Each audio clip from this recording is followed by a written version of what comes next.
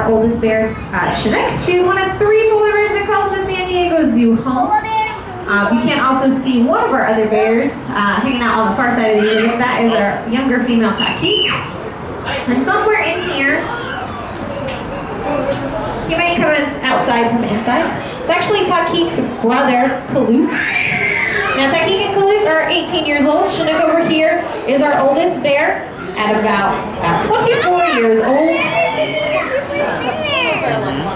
Tatqiq is our larger of our 2 females. She was about 645 pounds. Chinook over here, by our experience well, is our smallest bear at about 620 pounds.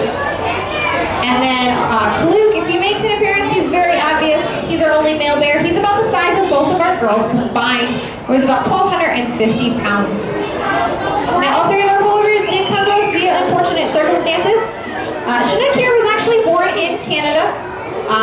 She was found when she was about a year old, wandering through town, eating trash out of a dump, and she did not have a mother bear. This is problematic for several reasons. Number 1, bears of any species need to be with mom for about 2 years. They're not ready to be on their own when they're a year old. They don't have the skills necessary to survive. And the fact that she had come close to town and was eating trash out of a dump meant she was a very desperate animal. And at that point, chances of her coming into conflict with humans was unfortunately very high, and she was deemed what we call a nuisance animal. She was actually slated to be euthanized had placement not been found for her. Very happy to take her in. Now those other 2 bears, brother and sister bears, were actually born in Alaska. Their mother was a collar research bear. Scientists are basically studying their movements, following her, where she was traveling throughout the Arctic. Now when these guys were about 3 to 4 months old, still in the den, mom did unfortunately pass away. You can imagine 3 to 4 month old polar bears are very much not equipped to survive very long without mom. Luckily for them, researchers knew she had cubs and she had denned up. They were able to locate that den and rescue those 2 bears. So they've pretty much been here their whole lives with Tatqiq, who's walking this direction. Got here to the zoo, like I said, she was about 645 pounds now. When she got here, she weighed 9 pounds. And her brother Kalluk, 1,250 pounds, weighed 12 pounds. So very, very small. Now probably the number 1 question we do get asked about our polar bears is, isn't it too hot here in San Diego for polar bears? It's a very legitimate question. Something we get asked pretty much every day as polar bear keepers. The simple answer is no, it is not too hot here. There's a lot of factors that go into our day-to-day care and management that allows our bears to do really, really well here. Number 1 actually has to do with what we feed our polar bears.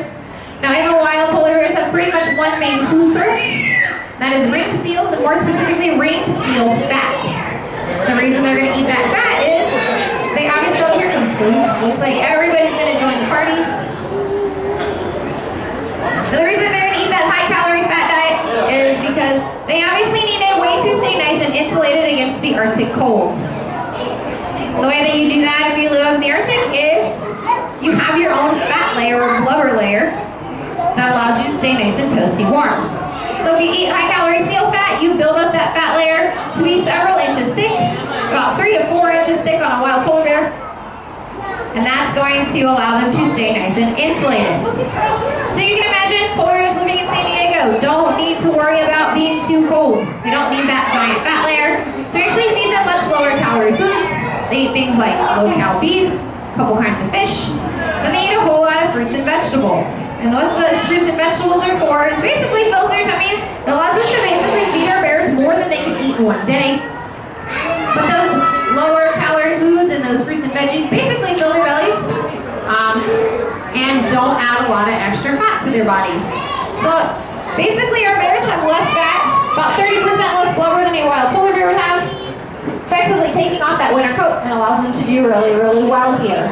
In fact, Tatqiq will actually lay outside in the sun when it's 85 degrees outside, which is a little weird if you're not expecting it, a little weird if you see it and you're not sure about her backstory. But again, she's lived here most of her life and she's very, very comfortable in living in sunny Southern California. But there's also a lot of things we do to allow our bears what we call thermoregulate, or basically control their own body temperature. It's just like if you were really hot, you may go into air conditioning, you may sit in front of a fan. If you're cold, you may sit in front of a heater. We provide our bears a lot of opportunities to do those kind of things. Number 1, that may exhibit pool. The water runs through a chiller. water 24 hours a day. We keep it at a brisk 55 to 60 degrees in there. So a lot of days on hot summer days, Kalluk especially, he'll just sit in the water and hang out for part of the afternoon. Now we can lower that water temperature to closer to 40 degrees, but the same thing that allows our bears to kind of just hang out in our exhibit space, be nice and comfortable, that lack of that insulating blubber means if we lower the water temperature, as weird as it's going to sound, it is too cold for our polar bears. They actually won't go in the water. So he's going to go check out what Kalluk's doing.